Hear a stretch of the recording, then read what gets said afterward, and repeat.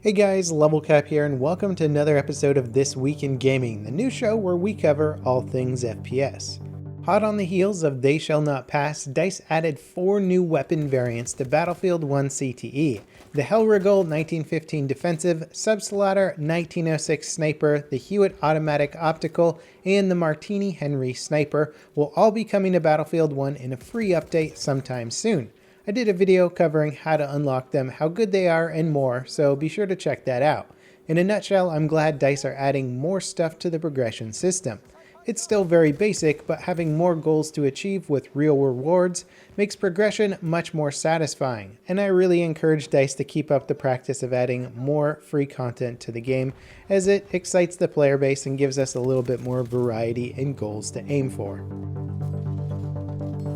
Overwatch's latest hero, Orisa, has finally made her way to all platforms. The Anchor Tank hero has been available to PC players on the PTR for a few weeks now, but Blizzard is keeping her out of competitive play to give everyone a chance to figure her out. When it comes to the future of Overwatch, there is a lot of uncertainty. Esports, new heroes, additional classes, and more are all up in the air right now. But when it comes to user-generated content, the game's director, Jeff Kaplan, is trying to make it happen. In response to a forum post asking about a map editor for Overwatch, Kaplan said it's on the long-term roadmap for the game's development.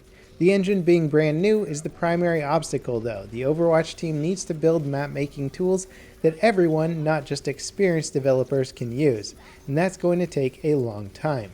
According to a leaked poster, Destiny 2 might be released this summer. The alleged poster was leaked by an Italian retailer that seemed to show a launch date of September 8th in the EU, as well as a pre-release beta. News outlets also believe Destiny 2 will have a PC port. Bungie and Activision haven't announced any firm details regarding Destiny 2 yet, so we'll just have to wait for them to confirm any of the rumors buzzing for the upcoming game. Now, Bethesda has not been shy with details when it comes to their upcoming sci-fi horror shooter, Prey. They put out a new trailer recently after streaming an entire hour of gameplay on their official Twitch channel. Prey has a Dead Space meets BioShock type of vibe that seems really cool. One thing that Dead Space always lacked was control over how the main character acted. Prey looks like it's taking all the cool elements of Dead Space and adding that BioShock twist of letting the player decide if some NPCs get your help or not. The choices you make will have an impact on the gameplay as well as the ending of the game. Leveling up alien skills will make your enemies more aggressive, and how you treat survivors will change how the story unfolds. Despite the plethora of information and footage so far, it's still unclear how good Prey's story will actually be. Hopefully it's solid because the gameplay actually looks really enjoyable. Ubisoft's game For Honor caught some flack this week after players did the math regarding the game's cosmetic unlockables. It would take 5,200 gameplay hours or over $700 to unlock all of the cosmetic content in For Honor. In response, the devs did a live video statement that basically boils down to, "We didn't mean for players to unlock everything." Essentially, their goal was to have people play a few characters a lot, so they made enough cosmetic items to keep the unlocks rolling for a long time, even if you only use 1 or 2 characters. When you add all that stuff together across 12 different characters, it's obviously a mountain of content. Despite their intentions, the devs responded to the backlash by saying they're open to changing this system in the future, which is good news for any fellow completionists out there. 2011's over-the-top shooter BULLETSTORM is getting a remaster by Gearbox Software. BULLETSTORM: The Full Clip is set to release on April 7th for $50. Reaction to the announcement has been very mixed, mainly because of the high price and seemingly low improvements being made for the remaster. On PC, the original game isn't even available for purchase anymore due to it being a Games for Windows Live title, which was shut down a year ago. It also has a bunch of technical issues like locked FPS, mouse input, sound mixing, and more. So while I'm not all that thrilled with the price of the remaster, I do look forward to it hopefully running well on PC. As part of EA Play, which is EA's E3 event, attendees will get a chance to preview Star Wars Battlefront's upcoming sequel.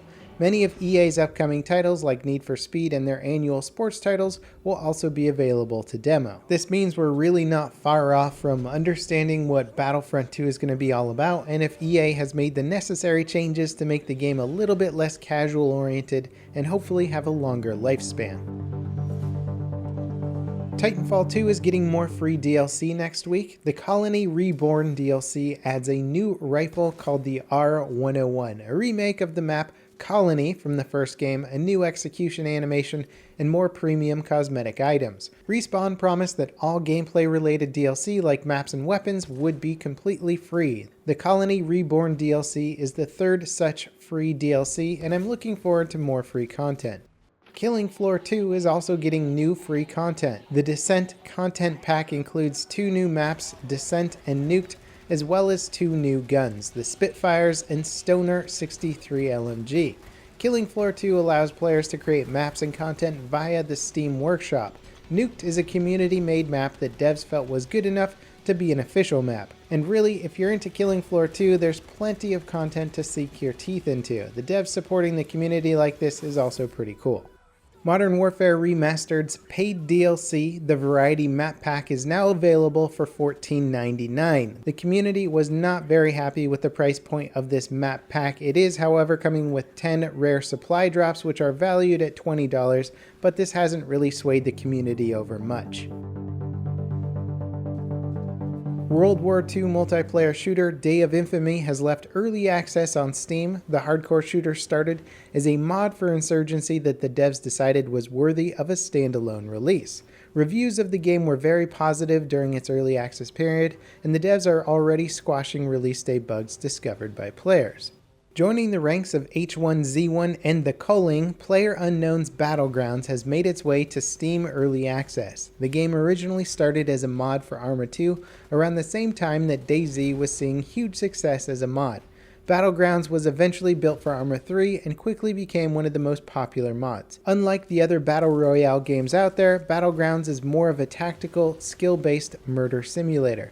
User reviews are mostly positive on Steam, with most highlighting optimization issues as the game's only major issues. Outside of Steam, Battlegrounds is seeing a massive success on Twitch and is currently the 3rd most viewed game being streamed. Microsoft is doing yet another version of the Xbox One controller. Their new Tech Series controller features Bluetooth support for PC gaming and a rubberized exterior for improved grip. It's set to release on April 25th for $69.99. In a surprise move, Elgato has announced the Stream Deck, a special keyboard specifically designed for streamers. Its 15 programmable keys have embedded LCD screens that display individual function. The hardware is designed to work directly with Elgato's game capture software and has native support for OBS, the most popular streaming software out there today. The Stream Deck doesn't rely on global hotkeys to control software, but does support their use. Overall, it seems like an interesting product that might do wonders for big streamers that do lots of crazy transitions and things along that line. The Stream Deck releases on May 15th for $150. That wraps it up for today's episode of This Week in Gaming. As always, lots of things to look forward to. Thanks for watching, guys, and we'll see you next time. This is Level Cap, signing off.